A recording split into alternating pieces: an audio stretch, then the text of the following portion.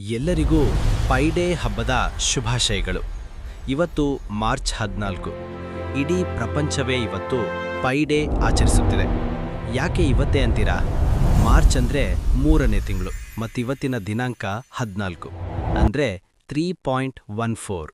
ಇದು ಪೈನ ಮೊದಲ 3 ಅಂಕಿಗಳಿಗೆ ಪರ್ಫೆಕ್ಟಾಗಿ ಮ್ಯಾಚ್ ಆಗುತ್ತೆ. ಅದಕ್ಕೆ ಇವತ್ತು ಪೈ ಡೇ.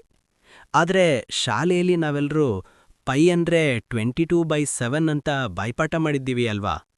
ಇವತ್ತಿನ ಪೈ ಡೇ ಸ್ಪೆಷಲ್ ವಿಡಿಯೋದಲ್ಲಿ ನಿಮಗೊಂದು ಶಾಕಿಂಗ್ ನಿಜ ಹೇಳ್ತೀನಿ. ಪೈನ ಬೆಲೆ 22/7 ಅಲ್ಲವೇ ಅಲ್ಲ. ಅದೆಲ್ಲ ಕೇವಲ ಒಂದು ಶಾರ್ಟ್ಕಟ್ ಅಷ್ಟೇ. ಹಾಗಾದರೆ ಅಸಲಿ ಪೈ ಅಂದರೆ ಏನು? ಬನ್ನಿ, ಕೇವಲ 3 ನಿಮಿಷದಲ್ಲಿ ಸರಳವಾಗಿ ಅರ್ಥ ಮಾಡ್ಕೊಳ್ಳೋಣ. ಮೊದಲಿಗೆ ಪೈ ಅಂದರೆ ಏನು ಅಂತ ಒಂದು ಸಿಂಪಲ್ ಉದಾಹರಣೆ ಮೂಲಕ ನೋಡೋಣ. ಒಂದು ಸೈಕಲ್ ಟೈರ್ನ ಮಧ್ಯದ ಅಗಲವನ್ನು ಒಂದು ಟೇಪ್ನಿಂದ ಅಳತೆ ಮಾಡಿ. ಈಗ ಅದೇ ಟೇಪನ್ನು ಆ ಟೈರ್ನ ಸುತ್ತಲೂ ಸುತ್ತಿ. ಆ ಟೇಪ್ ಸರಿಯಾಗಿ 3 ಬಾರಿ ಸುತ್ತುತ್ತದೆ. ಆದರೆ ಕೊನೆಯಲ್ಲಿ ಒಂದು ಚೂರು ಜಾಗ ಉಳಿದುಬಿಡುತ್ತದೆ. ಆ ಸ್ವಲ್ಪ ಉಳಿದು ಜಾಗ ಇದೆಯಲ್ಲ, ಅದನ್ನೇ ನಾವು ಪೈ ಅಂತ ಕರೆಯೋದು. ಅಂದರೆ 3 ಬಾರಿ ಪ್ಲಸ್ ಸ್ವಲ್ಪ ಜಾಗ ಅಂದರೆ 3.14.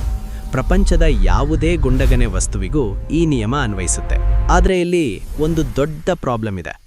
ಈ ಪೈನ ಅಸಲಿ ಬೆಲೆ ಎಷ್ಟಿದೆ ಅಂದರೆ 3.14159. ಹೀಗೆ ಇದು ಯಾವತ್ತೂ ಮುಗಿಯೋದೇ ಇಲ್ಲ. ಇದು ಅನಂತವರೆಗೆ ಹೋಗ್ತಲೇ ಇರುತ್ತೆ. ಹಿಂದಿನ ಕಾಲದಲ್ಲಿ ಕ್ಯಾಲ್ಕುಲೇಟರ್ ಇರಲಿಲ್ಲ. ಮುಗಿಯುವುದೇ ಇಲ್ಲದೆ ಈ ನಂಬರ್ ಇಟ್ಕೊಂಡು ಲೆಕ್ಕ ಮಾಡೋದು ಜನರಿಗೆ ಕಷ್ಟ ಆಗ್ತಿತ್ತು. ಆಗ ಗಣಿತಜ್ಞರು ಒಂದು ಜುಗಾಡ್ ಅಥವಾ ಐಡಿಯಾ ಮಾಡಿದರು.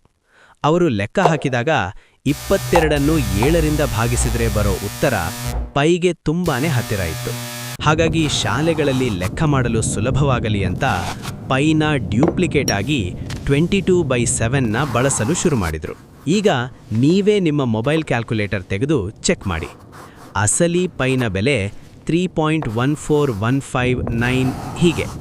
ಆದರೆ 22/7 ಮಾಡಿದರೆ ಬರೋದು 3.14285 ಈ ಥರ.